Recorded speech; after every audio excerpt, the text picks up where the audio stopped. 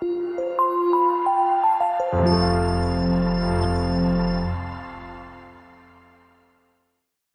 harus ngebantu Masjid Quantum Tarbiyah ini? Mungkin di antara kita ada yang bertanya kayak gitu. Apa alasannya saya ngebantu Masjid QTA? Yang pertama, Bapak Ibu. Bapak Ibu semuanya akan meninggal dunia. Mau sekarang? Nggak mau ya? Ada yang mau, ada yang nggak mau. Kenapa nggak mau? Karena belum siap bekalnya. Benar nggak Bapak Ibu? Saya mau belum mau sekarang kan, belum cukup amalannya. Itu alasan pertama yang harus Bapak Ibu ketahui. Kenapa harus mendukung Masjid QTA?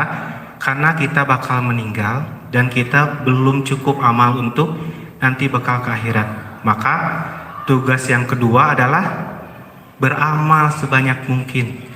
Mungkin Bapak Ibu udah punya amalan bikin masjid, atau Bapak Ibu udah punya amalan yang lain bikin pesantren, atau amalan rumah tahfiz. Kang, saya mah udah bikin masjid sendiri, saya juga udah punya rumah tahfiz. Tapi apakah amalan itu sudah diterima sama Allah? Belum tentu. Makanya harus punya amalan lain. Itu alasan yang kedua. Terus alasan yang ketiga apa? Kita semua diberikan oleh Allah baik harta, kemudian kedudukan, kemudian tubuh kita, fisik kita, ini semua akan dipertanggungjawabkan. Makanya kalau kita belum punya harta, terus kita punya kedudukan, pakai kedudukan. Kalau belum punya harta dan kedudukan, kita hanya punya fisik kita, maka pakai tenaga kita. Kita bantu aja, cuma nyebarin voucher, cuma update status, hanya ngajakin orang untuk kebaikan. Itu mudah Bapak Ibu ya.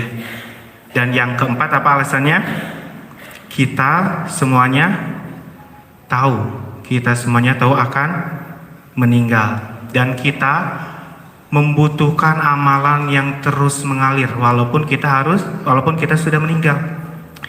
Kan ada anak yang soleh, itu amalannya bakal mengalir. Kemudian salah satunya adalah wakaf masjid. Itu pahalanya akan mengalir. Kalau Bapak Ibu sudah meninggal, nanti Bapak Ibu semuanya bakal minta sama Allah untuk dihidupkan semenit aja. Untuk apa? Untuk beramal soleh. Jangan sampai kaduhum, nggak akan bisa dikembalikan ke dunia. Makanya itu yang keempat, kita harus punya amalan yang mengalir. Kalau kita sudah meninggal, alhamdulillah saya udah ikutan di Masjid QTA atau di masjid mana. Jadi Bapak Ibu bukan hanya ke kita aja, ada setiap kebaikan bantu. Mau berapapun, mau 10.000, mau 20.000, mau 50.000, mau 100.000, silakan bantu aja. Jangan disimpan di QTA semuanya. Simpen, ada di Saung Cahaya Kalbu, di Saung Quran, simpen. Ada mungkin yang suka ikut kajian-kajian lain, simpen di sana. Karena kita tidak tahu amalan mana yang akan Allah terima. Ya, itu yang keempat alasannya. Yang kelima, alasannya masjid kita ini bukan masjid biasa, bukan hanya untuk tempat sholat saja, tapi masjid kita ini bisa menjadi tempat pendidikan, kajiannya juga insya Allah nanti kalau udah ada masjid bisa setiap hari, seharinya juga nggak akan sore aja, setiap subuh, setiap duhur, setiap asar ada pengajian insya Allah ke depannya.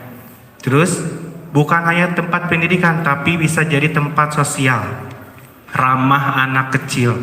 Anak kecil boleh main di masjid, bahkan nanti insya Allah kita sediakan tempat bermain anak kecil. Jadi Bapak Ibu boleh bawa anaknya bisa bermain, Bapak Ibu bisa fokus kajian. Ramah anak kecil, jangan sampai sekarang tuh banyak terjadi anak kecil diusir dari masjid, dimarahin karena berisik, dimarahin.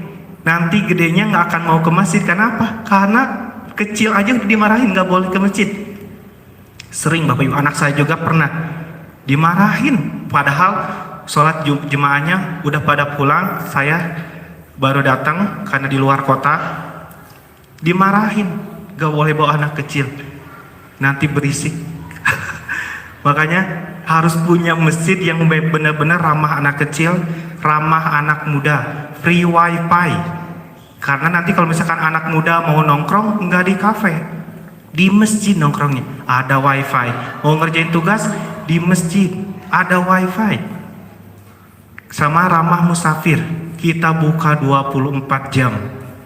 Nggak ada kata tutup, nggak ada digembok. Sekarang kan banyak udah isya aja digembok, bahkan udah maghrib digembok masjid. Gimana kalau misalkan kenapa orang itu kalau misalkan ada masalah, dia larinya ke tempat maksiat? Karena masjidnya nggak asik, ditutup. Jadi mereka nyarinya ke kafe, ke tempat maksiat yang lain, ke tempat hiburan yang lain. Tapi kalau misalkan di masjidnya bikin nyaman, nanti kalau ada masalah datangnya ke masjid. Bikin tenang nanti, buka 24 jam. Masya Allah. Gimana, tertarik Bapak Ibu? Makanya Bapak Ibu nanti bawa ininya, posternya, kemudian ajak. Dan itu bukan untuk kita, itu untuk Bapak Ibu sendiri. Sebenarnya saya ngasih jalan aja untuk Bapak Ibu. Bapak Ibu mau ngambil, berarti Bapak Ibu dapat kebaikan. Tapi kalau Bapak Ibu tidak ngambil, berarti Bapak Ibu tidak dapat kebaikannya di sini. Jadi itu mah pilihan, silakan Bapak Ibu. Dan pilihan yang bagus adalah mengambilnya. Kita harus menitipkan amal jariah kita dimanapun, karena kita belum tahu dari mana amalan yang terus mengalir. Anak kita kan belum tentu soleh, karena yang mengalir itu doa anak yang soleh, bukan doa anak yang nggak soleh. Doa anak yang soleh yang akan mengalir. Dan hari ini saya melihat orang yang kaya, anaknya banyak, hartanya banyak, itu jadi rebutan. Bener-bener terbukti. Saya sekarang lagi mengalami, oh kayak gini ternyata ya, harta jadi rebutan tuh bener. Tanahnya banyak, rukonya banyak, itu jadi rebutan sampai sekarang. Padahal orangnya sudah meninggal sebulan yang lalu, sampai sekarang belum beres. Bayangin kalau itu posisi kita, udah banyak harta, kita udah meninggal, harta belum dibagi-bagikan, belum beres.